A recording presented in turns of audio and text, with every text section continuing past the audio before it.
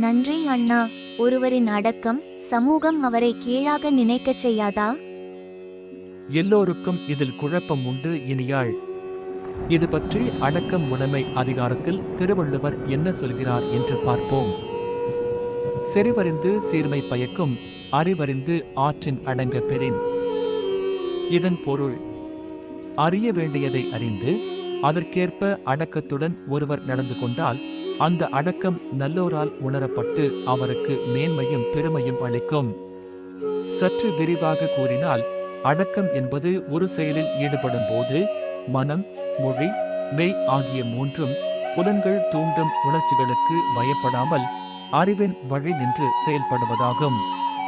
போருக்கு நின்றிடும் போதும் உடல் பொங்கல் இல்லாத அமைதி மெய்ஞானம் என்று பாரதியார் சொல்வது செயலை அறிவு வழி செய்வதாகும்.